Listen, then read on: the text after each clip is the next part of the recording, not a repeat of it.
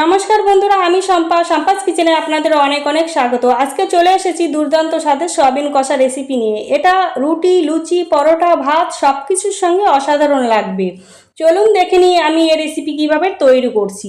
তার জন্য নিয়ে নিয়েছি সয়াবিন। 10 টাকার আমি সয়াবিন নিয়ে নিয়েছি। আমার এখানে 1.5 প্যাকেট সয়াবিন আছে। গরম জলে ভিজিয়ে আমি ভালো করে চিপড়ে নিয়ে নিয়েছি।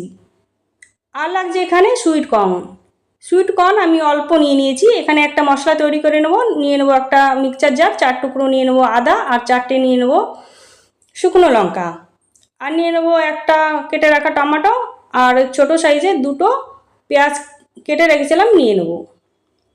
আর ঘরের তৈরি মশলা আছে, জিরে ধনে গুঁড়ো করা আছে, এটা নিয়ে নেবো। বেটে নেবো একটু জলের সাইজে। বাড়তে বাড়তে মনে পড়ে গেল রসুন দেওয়া হয়নি, 6 কোয়া রসুন দিয়ে আবার বেটে নেব। বেটে নিয়েছি। এবার আগে থেকে কড়াই বসিয়ে দিয়েছিলাম, 2 চামচ সরষের তেল গরম হতে দিয়ে দিয়েছিলাম।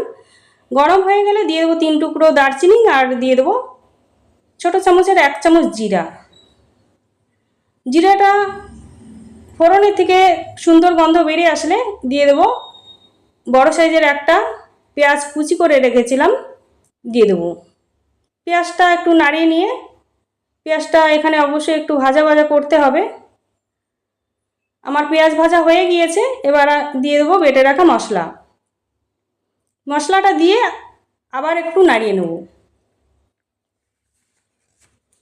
নাড়িয়ে নিয়েছি। এবার আমি দিয়ে দেবো 1 চামচ লবণ ঝাল আপনারা আপনাদের পছন্দ অনুসারে দেবেন, যে যেরকম পছন্দ করেন সেই অনুসারে দেবেন।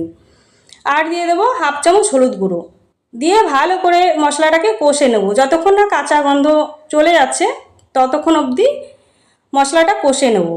আমার মশলা কষানো হয়ে গিয়েছে, তেল ছেড়ে দিয়েছে। এবার আমি ভিজিয়ে রাখা সয়াবিনটা দিয়ে দেবো। সয়াবিনটা দিয়ে ভালো করে কষে নেব। ভালো করে এখানে সয়াবিনটা কষতে হবে, কারণ আপনারা চাইলে সয়াবিনটা ভেজেও নিতে পারেন। আমি এইভাবেই করছি, তাই ভাজলাম না। কষানো হয়ে গিয়েছে। এবার আমি দিয়ে দেবো পরিমাণ মতন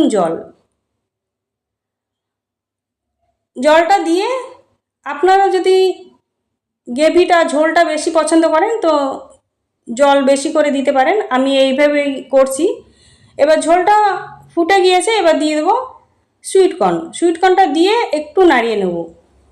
নাড়িয়ে নিয়ে এবার ঢাকা দিয়ে আমি রান্না করে নেব 5 মিনিটের জন্য। এটা বেশি সময় লাগে না, খুব তাড়াতাড়ি হয়ে যায়। 5 মিনিট পর ফিরে এলাম, ঢাকাটা খুলে একটু নাড়িয়ে নেব। আমার কষাটা হয়ে এসেছে। এবার আমি দিয়ে দেবো 1/2 চামচ গরম মশলা গুঁড়ো,